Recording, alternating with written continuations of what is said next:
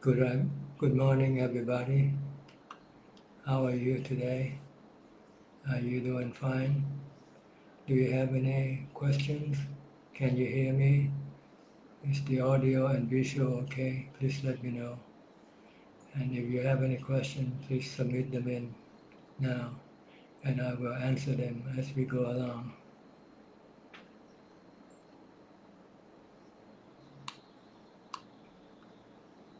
Kim Chua, Satu, Satu. Can you hear me, Kim?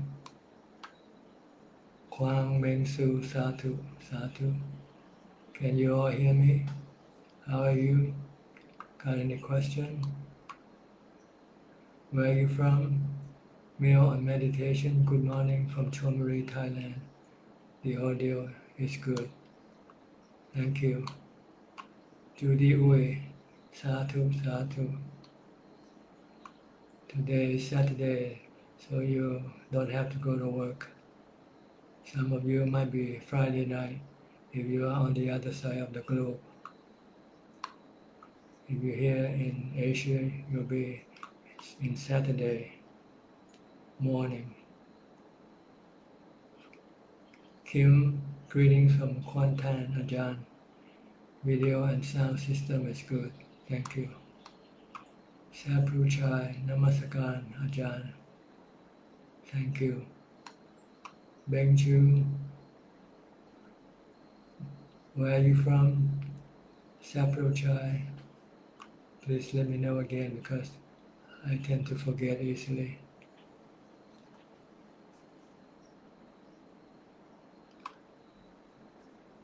So if you have any question, just type in the commentary box and send them in. I'll be here for about 1 hour to answer your question. Beng Chu, Satu, Metalo, Satu. Where are you, both of you from? Beng Chu and Metalo.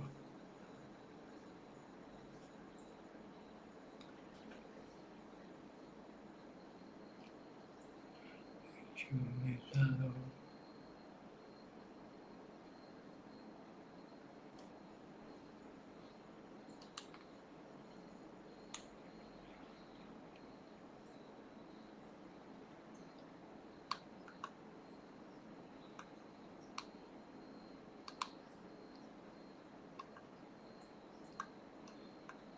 Yu Chien Go, good morning from Singapore, clear voice. Thank you.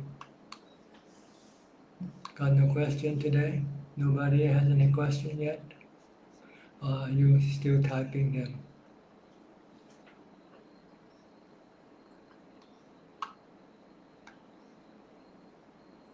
Chiam Jeff, greeting from Sydney. Thank you. How are you? I hope you are well. Mimi Tan, how can we recollect the mind during the very hot season? The mind is not something you recollect. The mind is something you try to tame. And the way to tame the mind is using mindfulness by focusing on a mantra, chanting. If you're moving around, if you're sitting, you can focus on your breath. This will calm your mind and cool your mind and make the hot season bearable. Once the mind becomes cool and calm, then the hot of the body, the physical hot, will not bother the mind. So you have to recollect the name of the Buddha, the mantra Bhutto, Bhutto, Bhutto, Bhutto. To stop your mind from reacting to the hot season. And so that once the mind stops reacting, then the mind becomes calm and peaceful and happy, even if the body is very hot.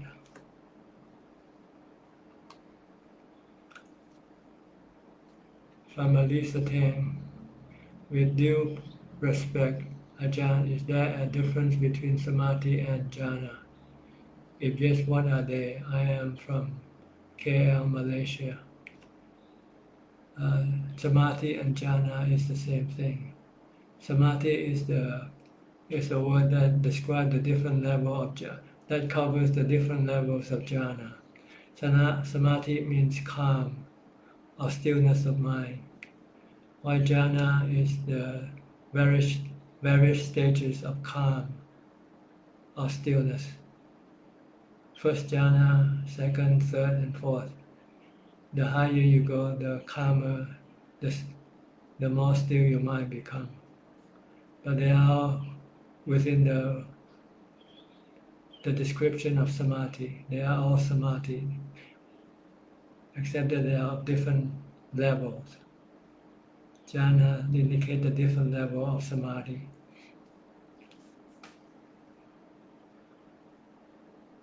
Question from Chong Yeo, Singapore. Why can the enlightened ones hold material wealth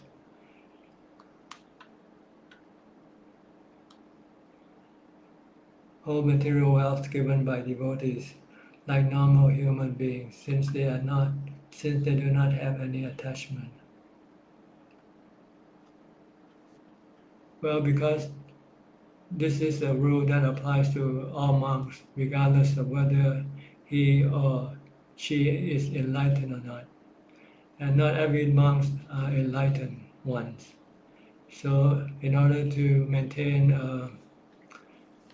uniformity in the Sangha, then the rules apply to everyone, both the enlightened and the non-enlightened monks. But for the enlightened monks, it doesn't make any difference to them. They have no use for money anyway. But for unenlightened monks, they still want to find happiness from the sensual objects. So having money will enable them to do that, which is in opposition to what they are ordained for. They are ordained to get rid of their sensual desire, not to support them, not to encourage the sensual desire. So having no money will make it difficult to satisfy the sensual desire. From Ed Yi, Namaskar Dhanajan, greeting from Indonesia. Video and sound is good. Thank you. Kwan Liman, Metta greetings and respect to Ajahn. I am Kwan from Malaysia. Please may I ask for those who have attained Sotapanna, do they enjoy the fruition immediately or it takes some time? Right away, immediately. As soon as he can let go of the first three fetters, then he will experience the peace and happiness arising from the letting go of the three fetters of enlightenment. So you have to get rid of your attachment to Sakaya Ditti, wrong view, the view that the five Khanda has a self, and you let go of your doubt in the Buddha, Dhamma, and Sangha, and you let go of your doubt in the law of karma. So once you get rid of these three fetters, then you will find peace and happiness. Because to be released from the fear of aging, sickness, and death will make the mind become peaceful and happy.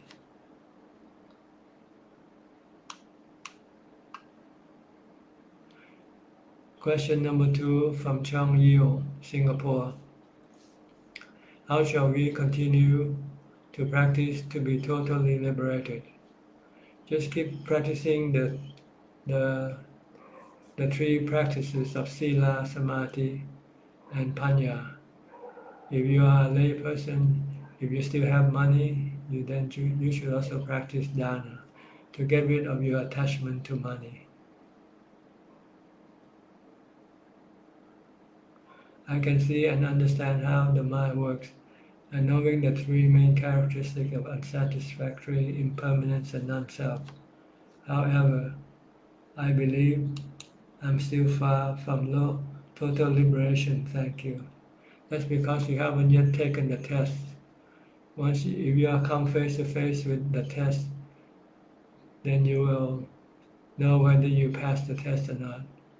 The test is the ability to let go of your attachment to your body, attachment to your feelings, and attachment to your emotions. These are the three tests that you have to take in order to know whether you have become fully enlightened or not.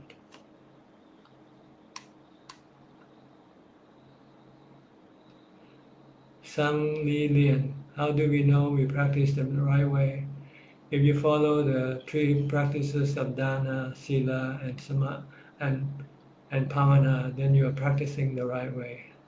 You have to study to know how to practice dana correctly, how to keep the sila correctly, and how to practice pavana correctly by reading Dhamma books or listening to Dhamma talks.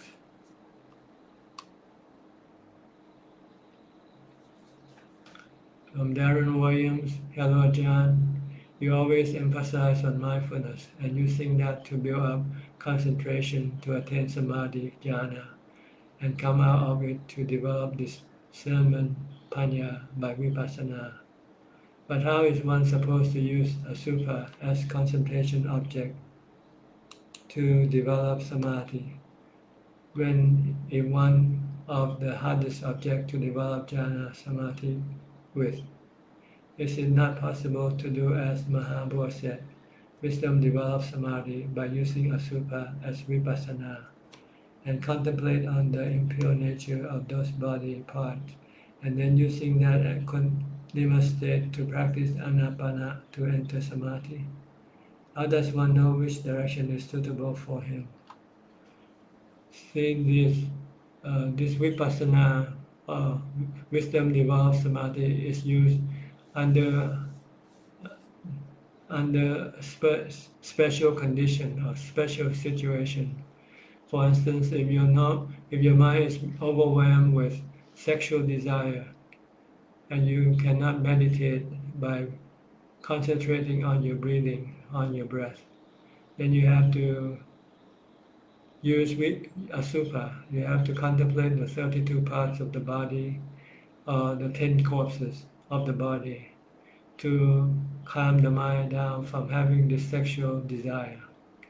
Once you have enough asubha, then the restlessness and agitation that you get from your sexual desire will disappear, and then your mind will return to normalcy.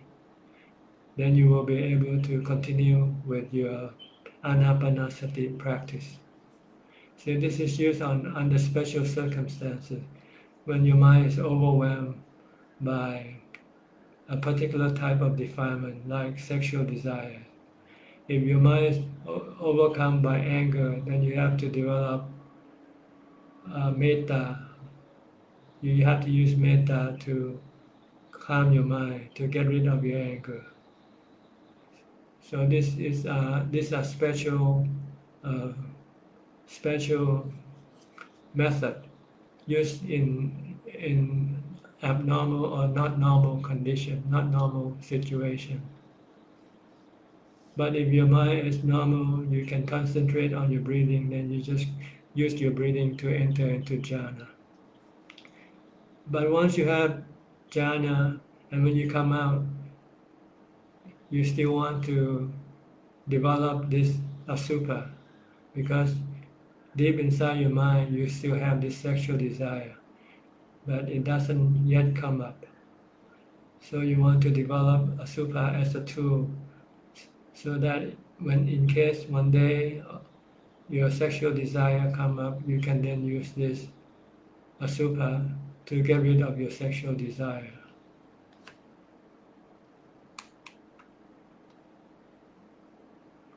From Shuling Lim, Sadhu, Sadhu. From Melissa Tang, Ajahn, What should one do if they reach samadhi? You just remain in samadhi as long as possible, because samadhi is a place of rest for the mind. Like you go to sleep. Once you go to sleep, you don't want to wake yourself up. You want to let the body sleep until it has rested enough, and then it wakes up by itself. Same way with the mind. Once the mind have reached samadhi, it's like the mind is resting. So let the mind rest for as long as possible. Don't wake the mind up. Don't get the mind into action by thinking. Try to stop your thought for as long as possible until you no longer can stop it. Then the mind will come out of samadhi.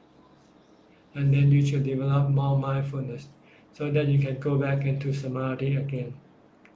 You want to have mastery in your samadhi because samadhi will give the mind the strength to overcome your defilement with wisdom. What is the next course of action after one reaches samadhi? Thank you, Ajahn. Okay, I think I have answered your question. Ben Shore, good day, Prajan. Mayท่านอาจารย์ explain the meaning of Lopo and Vimutti. Lopo and Vimutti. Lopo is the first time I have ever heard of it, so I don't know what you mean. I'm not sure whether you typed the word correctly or not. But Vimutti means liberation from suffering is Vimutti. When you are free from suffering, we call this Vimutti.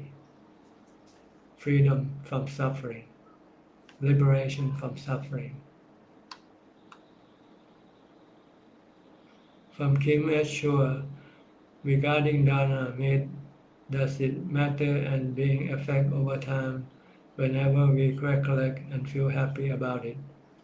That's the nature of dana. It doesn't disappear. The consequence of dana doesn't easily disappear, like the happiness you gain from sensual objects.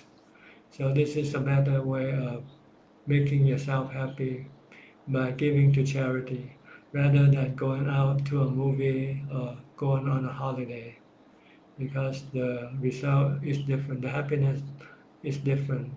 The happiness from sensual objects will disappear very quickly, while the happiness from doing dana will last for a long time. Even after you die, this happiness will follow the mind, but not the happiness from sensual objects. If it is done but is not mentioned mentally or forgotten to whomever, would it still bring happiness and sharing of merit?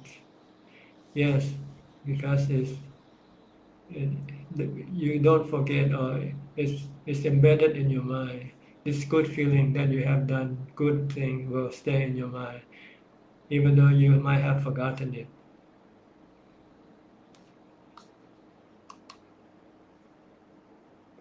Asing, good day, Pra Ajahn. Good day to you, Asing. Where are you from? Darren Williams, Ajahn, I love anime girls. They are not real, like real 3D women. They are 2D animation. It is a wholesome craving compared to human sexual desire. I think it is the same thing. If you like something, it means you have desire for them.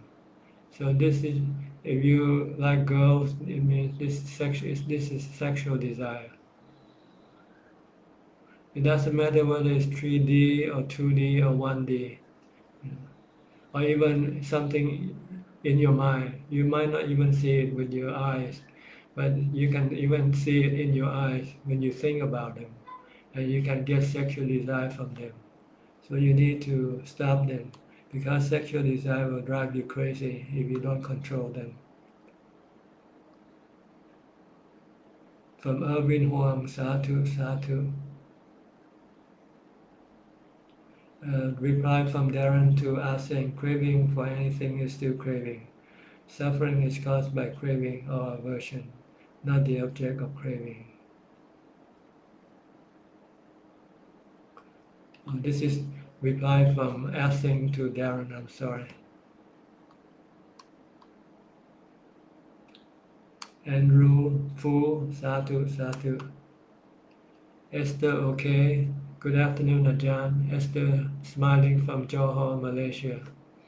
Happy to hear that you are smiling and happy. Sunyana Pui, good day, Ajahn. Suyana from Indonesia. Thank you for letting me know where you come from. Yu Chin Go, Ajahn, how to maintain discipline and any way to help us to be disciplined in the practice in our daily lives.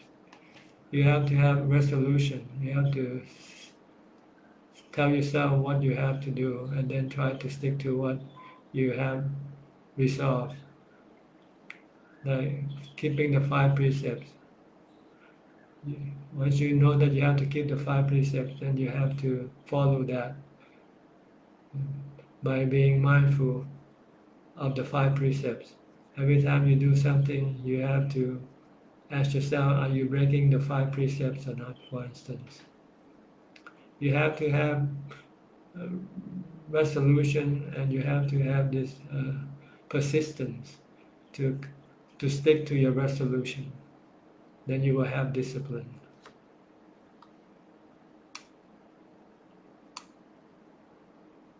From Kenneth Tan, Satu, Satu.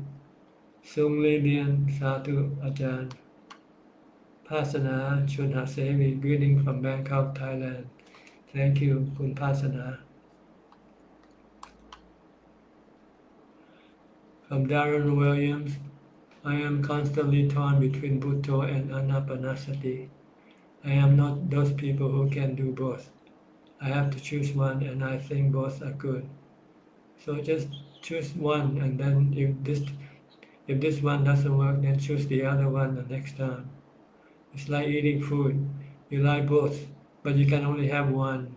You like pizza and you like hamburgers. So today you eat pizza and then tomorrow you eat hamburgers. It's that simple. You just have to choose one in place of the other.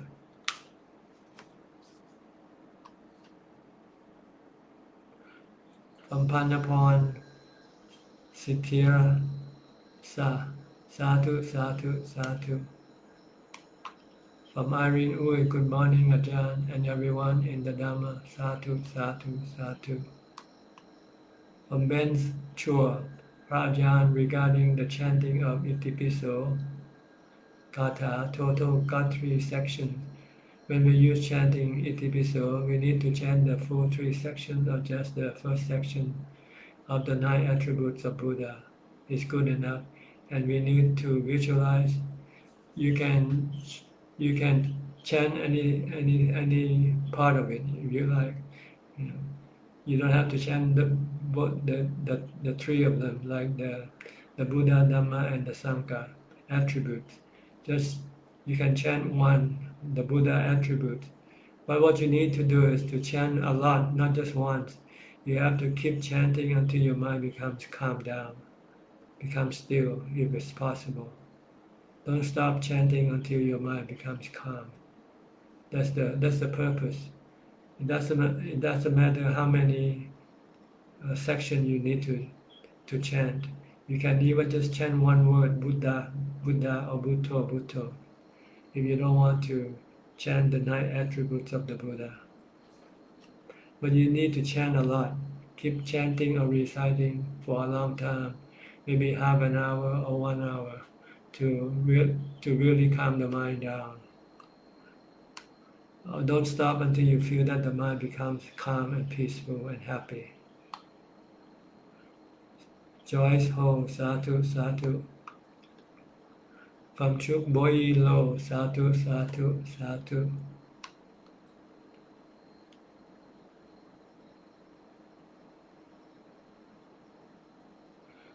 From Darren Williams, wow, Suchat, you mentioned a sutta which reminded me of how Ajahn and Mahabua practice it extremely, maybe even more so than Anapana. Those two I have found to recommend a sutta as both body contemplation and repulsiveness and concentration more than anyone else. This true. Yes, for monks, this is what you need to do. In order to be able to stay in the monk, you have to constantly curb your sexual desire. If you don't curb your sexual desire, then you might not be able to remain as a monk for long. So this is the the thing that monk has to contemplate even in the first day of ordination. In the ordination ceremony, the upacharya or the preceptor will teach the new ordainee how to contemplate the 32 parts of the body by just instructing the first five parts of the body. Kesa, Loma, Naka, Danta, Tajo. So yes, Asupa contemplation is absolutely essential or necessary for all monks. Every monk has to know how to contemplate Asupa if they want to remain in the monkhood. From Henry Kerr, Sadhu Sadhu. From Rudy Ong, Namo Buddhaya Pante. From Bua Jirapon, respect to Bhajan. I meditate, I feel there is something so powerful running in my chest. Sometimes it is so strong for a long time. Should I continue? Afraid maybe I am too stressed. Just ignore the feeling. Just keep concentrating on your meditation object. Eventually this thing will disappear. Don't worry, nothing is wrong with your body or yourself. This is just the reaction, normal reaction of the mind when it's forced to concentrate. From Augustine Florio, Ajahn, in my country, Argentina, we don't have Theravada monks or temples. How can I take refuge in 5 precepts? Thanks. You don't need to go to the temple to take precept. All you have to do is to study, to find out what the Buddha, Dhamma, and Sangha are. Once you know who they are, then you can then tell yourself that from now on I will follow the teaching of the Buddha, Dhamma, and Sangha. Once you do that, it means you already have taken refuge in the Buddha. And if you want to keep the 5 Buddha, Dhamma, and Sangha, and if you want to keep the 5 precepts, just study what they are. Once you know what they are, then you just tell yourself, from now on, I'm going to keep these 5 precepts to the rest of my lifetime. That's all you need to do. You don't need anybody to give you refuge or to perform any rituals. All you need to do is to study, to know who the Buddha, Dhamma, Sangha are. By studying the book, the teaching, the Dhamma teaching, you'll find out the Buddha is an enlightened person. The Dhamma is his teaching, such as the Eightfold Path, the Noble Eightfold Path, for truth, or the 3 characteristics of existence. This is the teaching of the Buddha. The Sangha are the enlightened monks, or the enlightened ones, who follow the teaching and practice until they become enlightened. You can take these 3 to be your teacher. That's what it means by taking the precept. They are your teacher. You are the students. You have to follow what they teach you. Like keeping the 5 precepts. The 5 precepts containing abstaining from killing all beings, abstaining from stealing, abstaining from sexual misconduct, abstaining from lying, and abstaining from taking alcohol or any drugs that makes you mindless, having no mindfulness. That's all you have to do. You don't need to have a monk or a temple to give you these things. Nowadays you can go to the online temple. There are many teaching of the Buddha taught by many different people. But the best one is to go to the Tripitaka. There's a website called Access to Insight, which contains all the Theravada teaching. Access to Insight. From Anthony Chan, Morning Ajahn. Recently came across YouTube video by Ajahn Sona about Buddhist cosmology. I just want to share it. It's very useful to know the characteristics of higher beings, and when compared with us, it is easy to know why we are heading downwards to the animal realms. The God's consciousness are so different. Thank you. From Tony Romero. Hi Tony from Las Vegas, if I'm not wrong. Haven't heard from you for a long time. I hope you are well. Hello John, how are you? I'm fine. I hope you are well. Yes. My question is, since I restarted my meditation practice of Vipassana, I often get afraid of falling into the state of feeling like nothing is there, and I retreat from that state. How can I break the fear of retreating from feeling like I'm falling into darkness? Thank you so much. Just keep focusing on your meditation object and disregard that feeling. There's no harm in this feeling. Actually, it is good, it is beneficial. Once you reach emptiness, then there will be no stress, no anxiety, no worry. Your mind will become peaceful, calm, and happy. By just keep focusing on your meditation object, and don't disregard or ignore the feeling that might come up. Any type of feeling might come up. They are not harmful if you leave them alone. Don't react to them. From Lim Ho, Sadhu, Sadhu, Sadhu. From Jin Li Jing, notice sometimes mind attracted to teeth or certain body part. Do I do Asubha straight away?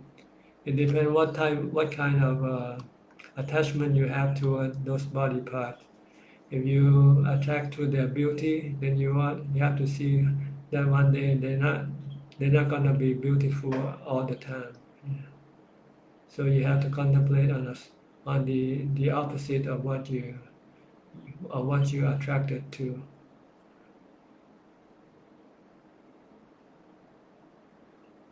By looking at the body when it eventually becomes a corpse, then no parts of the body will become attractive to you anymore. So look at a corpse when you feel that the body, when you are attracted to a living body. Try to look at a dead body and see whether you still have the same attraction or not.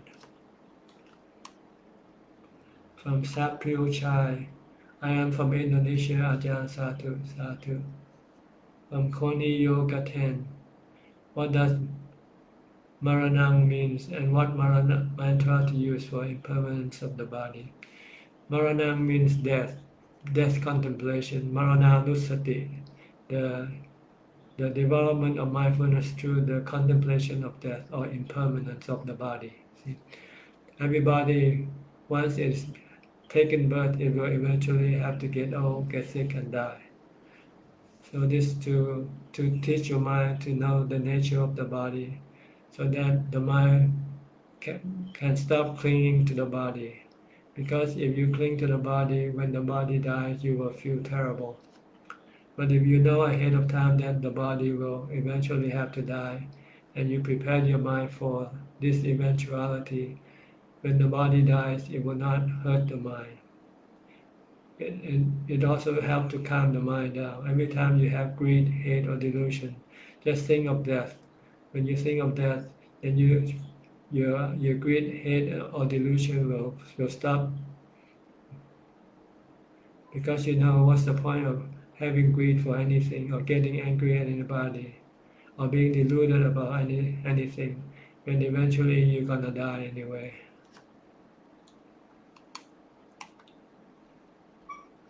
From Simon Yo, good afternoon, Ajahn. What happens to a person's consciousness after he is clinically declared dead? He is still the same. The person's consciousness is not linked to the body in any way. Whatever happens to the body doesn't change the consciousness. The consciousness or the mind will still remain the mind, remain the consciousness, regardless of whatever happened to the body. Will there be a waiting time before he gets reincarnated, or is the process instantaneous? The process of reincarnation is quite complex because it has so many factors influencing it. The good karma you did, the bad karma you did, and the availability of the body to take birth with. See, taking birth is like waiting for a transplant. When you apply for a kidney transplant, you have to wait until the right time comes for you, whether the kidney that you want to transplant matches you or not. So this is the same way when you take rebirth, take a new body. You have to wait to get the right body for you and the right time for you to have the body, because you have your good and bad karma that you have to deal with also after death.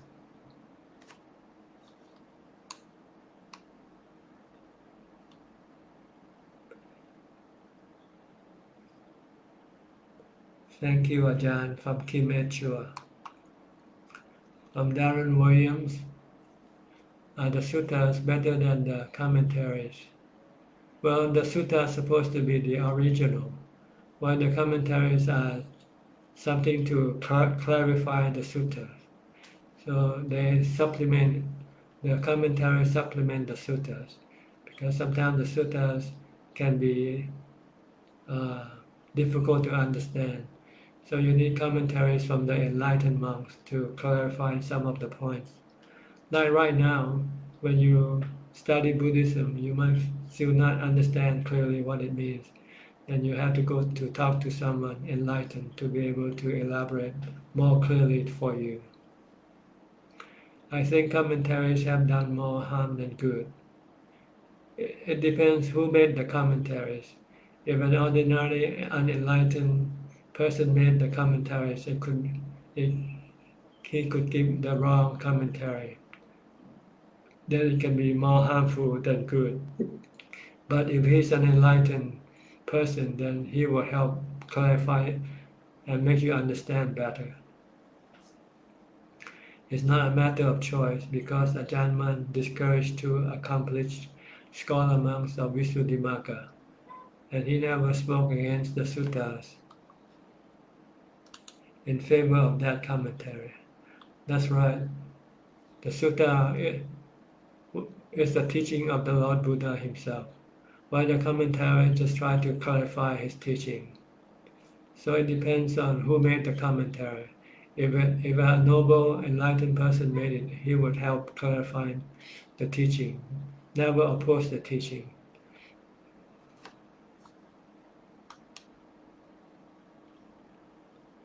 From Chin Li Ching, chanted Itipiso until piti arise. I stop. Do I continue chanting after that, or contemplate if mind is stable? You can then watch your breathing. Once your mind becomes calm enough, then you can stop chanting and then just keep watching the breath at the tip of your nose. From Pauline Soon, Satu, Satu, Ajahn. Songkit James Eric Tan, Satu, Satu. Darren Williams, Ajahn Mun once gave a sermon in which he recommended to meditate until you pass out like the Buddha before his enlightenment. The monk replied by saying this is too extreme. Is this too considered too extreme by monks of today? It depends which monks. Some monks consider it essential to practice like that, and some monks will consider it to be an extreme. So it depends on who you are. If you are really sincere and truly believe in the Buddha's teaching, then you will find it not to be too extreme.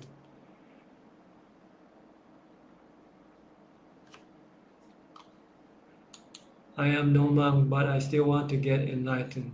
That's right, if you want to get enlightened, follow the practice of the Buddha and his noble disciple. In our unenlightened mind, we will think that they are extreme. But this extremity is what makes them noble and enlightened person. So you want to become enlightened, then you have to be extreme with the practice. It's okay, it doesn't hurt you. And you will find out whether you need to temper your extremity or not once you have done the practice. You can adjust accordingly. Or you can consult with your contemporary, your friend, your Dharma practice friend. Then they might be able to tell you whether you are extreme or not extreme. It's good to have an enlightened teacher to consult with from time to time, if it's possible.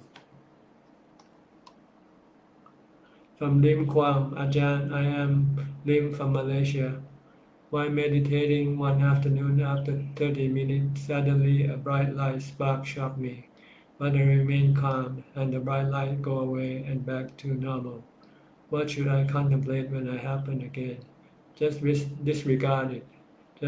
Just keep being mindful. Stay with your breath if you can, or your mantra, and continue on with your meditation practice. Don't stop. Keep going.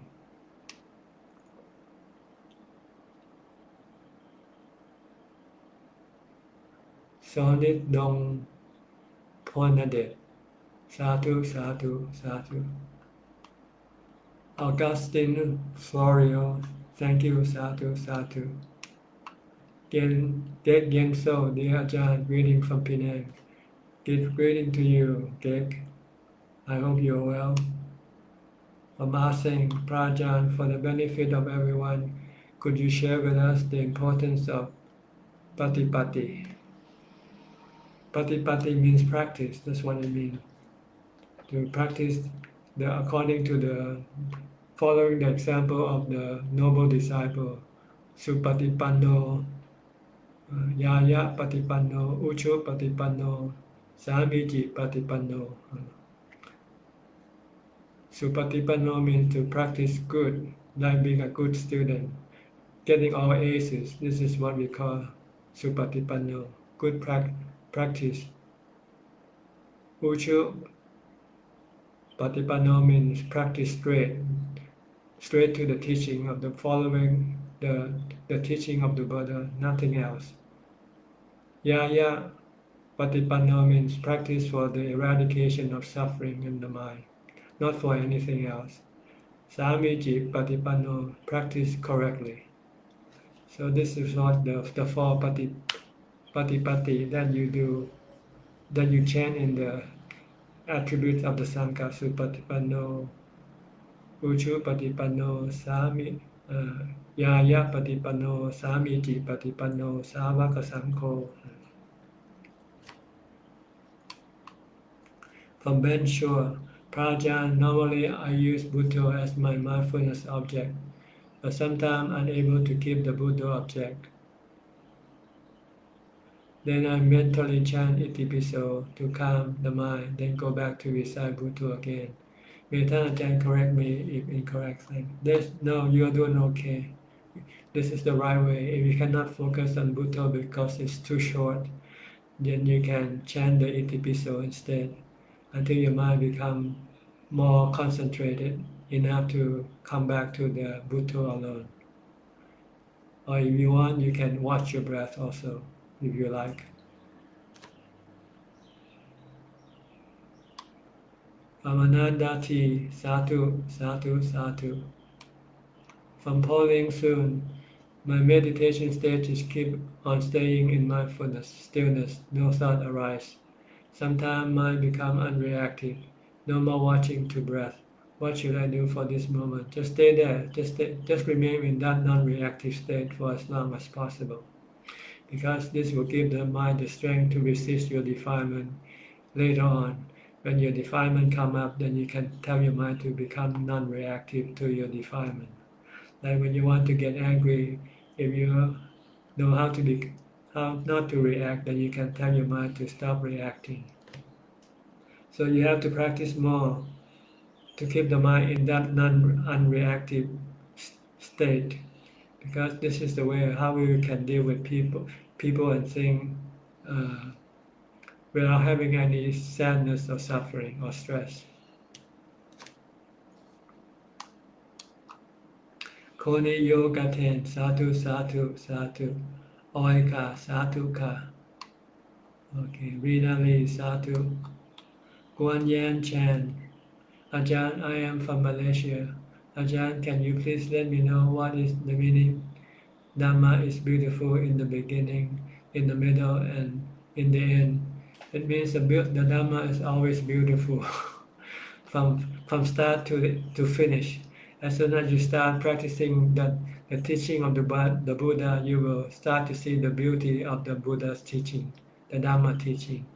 And it will keep being beautiful all the way to the end of your practice.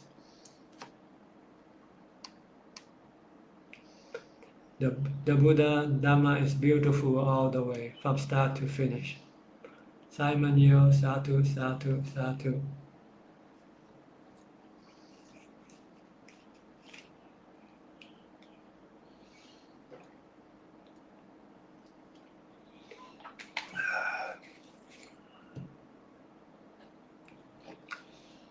Question number 1 from Ai. Usually I do chanting before I meditate, but lately I prefer to meditate without chanting. Is it laziness? No, it means your mind is ready to meditate. If your mind is not ready to meditate because it's still agitated and restless, then you use chanting to calm your mind down first. Once your mind becomes ready, once your mind is ready for meditate, then you can stop chanting and do meditation right away.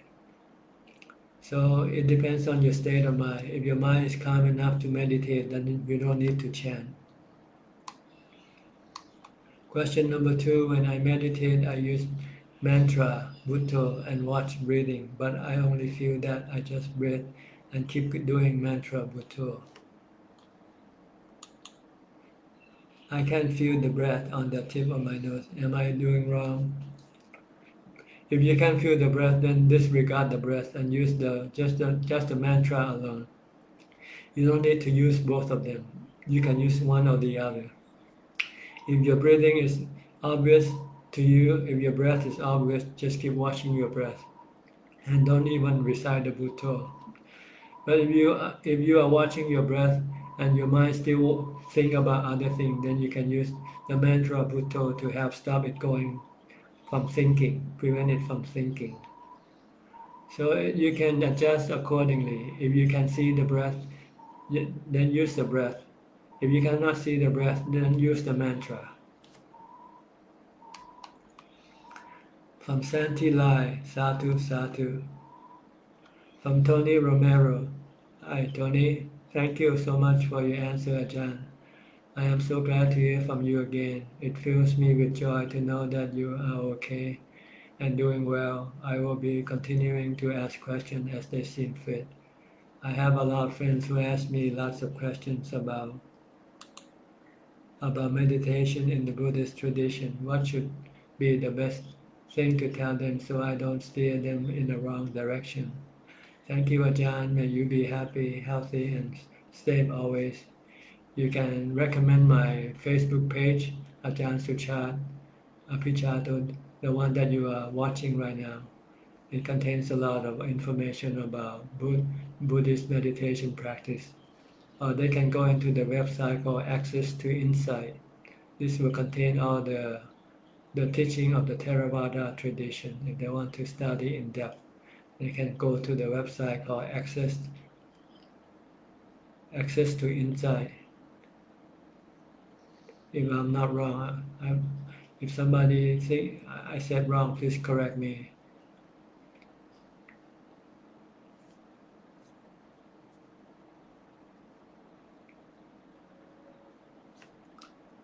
Okay. From Joyce Uy, Sadhu, Sadhu, Sadhu. May Ajahn be well, be always well. Pauline soon, how we know the lay person is like enlightenment. You have to talk to them. And you also have to be enlightened to be able to know whether the person is lying or not. If you're not enlightened, then it will be impossible for you to know whether the other person is enlightened or not. From Darren Williams, I don't feel like raw samatha is good for me. I feel like I need wisdom too, and raw apanasati is not the way to panya. What do you recommend? It's up to you. Whatever works for you, then you use that method. People have different character or personality, have different preferences. That's why you have preferences in everything, in your phone, in your automobile, in almost anything that you use. People have different character and they have different preferences. So you just have to find the one that is suitable for you. From Aseng Prajan, great answer on Patipati. Notice a lot of questions on Pariyati. Therefore, requested Ajahn to share the importance of Patipati. You're welcome.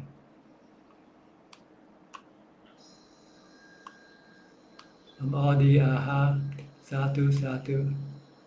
From To Tan Ping, Satu.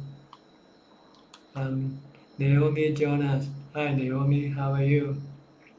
Dear John, I got some extra money, but I only give away a bit because I think I will need it once I'm ready to completely stop working. Should I just put the money in a saving account and forget about it, or invest it, or is it better to give a lot away even if that will force me to work more? No, if you have to depend on this money, then you want to save it in the safest way possible. Don't worry about the investment because it can become a hindrance to your practice because you will worry whether your money is growing or not growing. So it's better to put in a safe saving account and forget about it, and be assured that if you need the money, you can always get it. If you need the money, you have to store it somewhere safe, so that when you meditate, when you practice, and you need the money, then you don't have to go to work. So this is doing charity for yourself. Sometimes you need to do charity on yourself also. You don't want other people to come and help you. You want to help yourself. So you have to give charity to yourself also. It's only when you have more than you need, more than you have to save, then you can give it away to somebody else.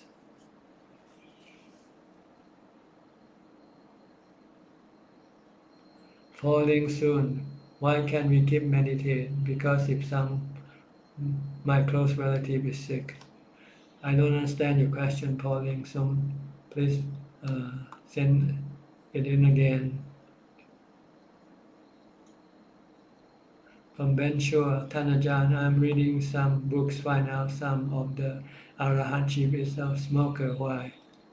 Because smoking was his old habit. He used to smoke before. But now that once he become enlightened, he's not attached to smoking now.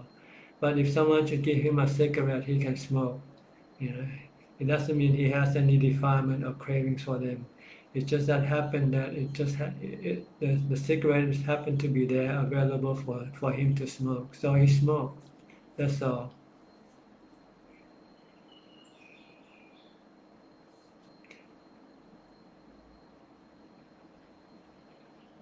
Is that before they become arahantship at Sotapanna stage? Sakanagami, Anagami, or before the enlightened path? Thanks.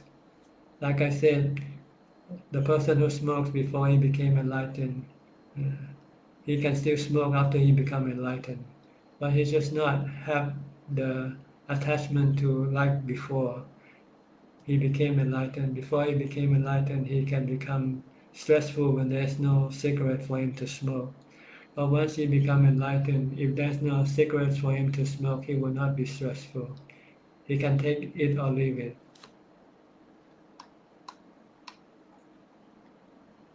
From Phil Singo, Sadhu, Sadhu, Sadhu. Okay, Kone Yoga 10, thank you for your information on access to insight. If anybody wants to study the Theravada teaching, this is the place to go to. Very useful source of Theravada teaching. www.accesstoinsight.org. Thank you very much, Connie.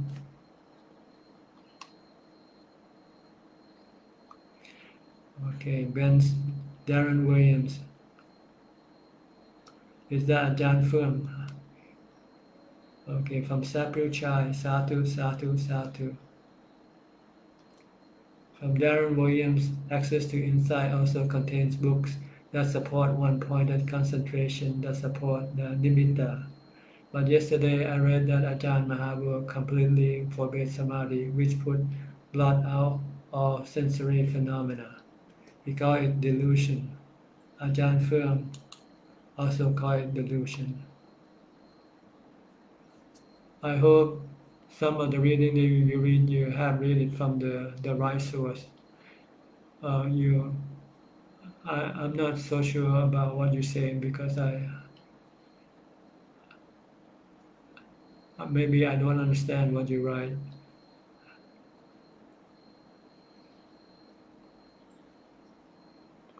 Anyway, okay, I'll go to the next one. Also, do you agree with the state of non-duality as equivalent to enlightenment?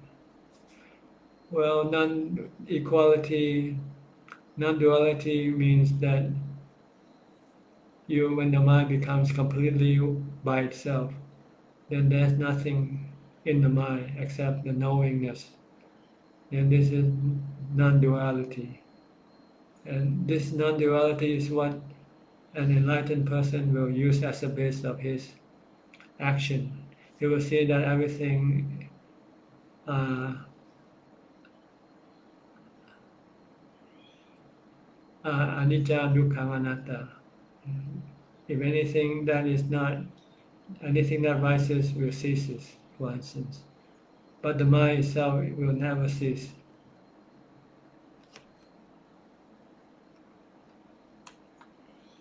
Ben sure, Thanajan, I find out in Thailand we have many types of amulets from forest tradition, arahatship. Why as Arahant they still attend the amulet ceremony or indicated to make the amulet? May Ajahn share to us, thanks. Well, this is the tradition deeply ingrained in Thai Buddhist tradition. And being a Thai monk, sometimes you are forced to join a certain ceremony out of respect or out of harmony. So, but all arahants know that they don't mean anything. They just, if there's any good purpose in the amulet, it's to remind us of the Buddha, Dhamma, and the Sangha. That's all. That's what the purpose of having amulets, not for protection from harm and danger. Okay, people, we have about nearly 1 minute left before the 1 hour is up. So if you are not typing any question, please don't do it. You have to wait until the next time. But if you are typing your question, please continue on typing and send it in, because we have only about 1 minute left.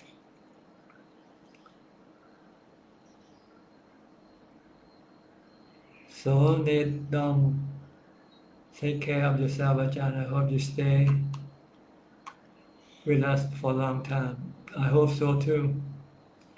But when it's time to go, we go. We cannot do anything about it.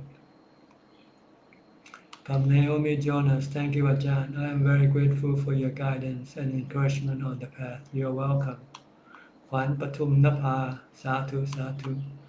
Darren Williams, I noticed that there is no meditation to develop insight into anatta self. Is this accurate, or is there a meditation or anatta already? You need contemplation to understand anatta. To see anatta, you need to tell yourself that there's no self in anything. No self in the trees, no self in the mountain, no self in the human body, no self in the animal body, for instance. They are just the composition of the four elements. From James Song, Sadhu, Sadhu. From Asing, thank you for your time and effort, Prajan. You're welcome. Darren Williams, okay. From Pauline Soon, thank you very much, Ajahn, for teaching. Sadhu, Sadhu. Sonet, it is a life for us to go for a long time. Okay, thank you. Benchu Prajan, smoking will break the precept? No, there's no precept of preventing a person from smoking. Okay, thank you very much for your participation. I hope what you have heard or learned today will help you in your practice, keep you moving forward, and please continue on practicing the Dharma teaching, because this is the best thing for you. Until the next time, stay healthy, stay safe, and stay mindful. Thank you and goodbye.